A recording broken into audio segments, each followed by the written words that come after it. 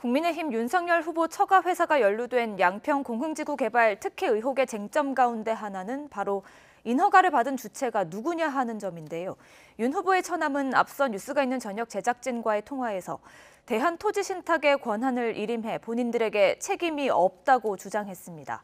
이 주장이 맞는지 김자양 PD가 사실관계를 따져봤습니다.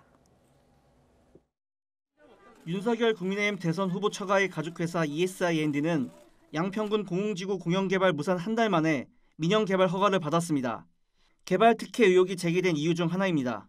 이뿐 아니라 양평군이 시행사 요청도 없이 공사기간을 늘려주는 등 인허가 특혜 추가 의혹도 잇따랐습니다.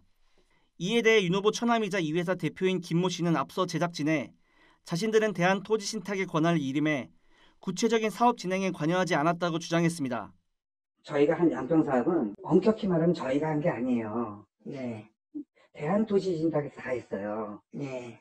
그걸 보면 이제 개발신탁이라고 하는 거거든요. 대한토지신탁에 맡기고 나면 그 대한토지신탁이 알아서 사업을 다 해요. 예.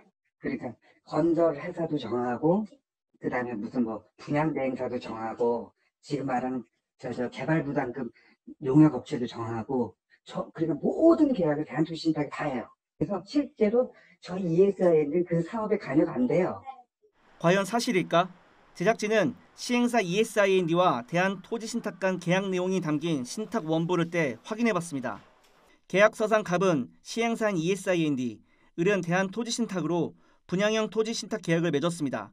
설계 감리와 부동산 분양, 관리 운용 등을 토지신탁에 일임하는 내용이 이어지다가 눈에 띄는 부분이 나옵니다. 신탁 계약의 해지 내용인데 신탁사는 시행사가 사업 계획 승인과 관련 인허가를 받지 못하거나 취소될 경우 계약을 해지할 수 있다고 나와 있습니다. 즉, 사업 계획 승인과 인허가 업무에 관한 책임은 시행사인 ESI&D에게 있음을 분명히 드러내는 조항이라는 게 전문가들의 해석입니다. ESI&D를 위탁자 겸 수익자로 명시한 점도 이를 뒷받침하는 내용입니다.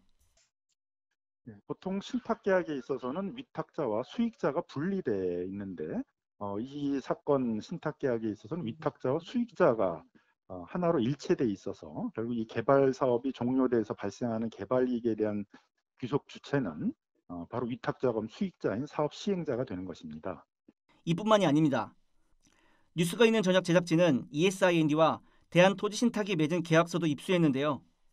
여기에도 인허가 책임은 시행사에 있다는 내용이 담겨 있습니다. 관련 전문 변호사는 2012년 양평군청으로부터 승인받은 시행사는 ESI&D고 2016년에 토지 소유주가 대한토지신탁으로 변경되는 점을 종합해도 인허가 관련 업무는 시행사가 담당했다고 보는 게 합리적이라고 지적했습니다. 인허가 특혜 의혹에 관여하지 않았다는 김 씨의 주장과 정반대 지적이 나오는 상황.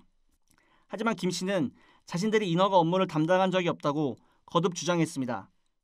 그죠. 기본적으로 인허가 업무 누가 하냐 그러면 설계업체들이 하는 거고, 네. 그 설계업체가 하는 거고, 그 와중에 이제 필요하면 이제 시행사에서 필요하면 이제 저희랑 대한토지신탁이랑 같이 협의하는 거죠. 앞서 경찰이 압수수색한 곳 역시 양평군청의 토지정보과 도시과 등 인허가 관련 부서 8곳. 경찰도 인허가 특혜 의혹 수사에 주력하는 모양새를 보이면서 조만간 김 씨 가족 회사에 대한 강제 수사에 나설 수 있다는 전망도 나옵니다. YTN 김자양입니다.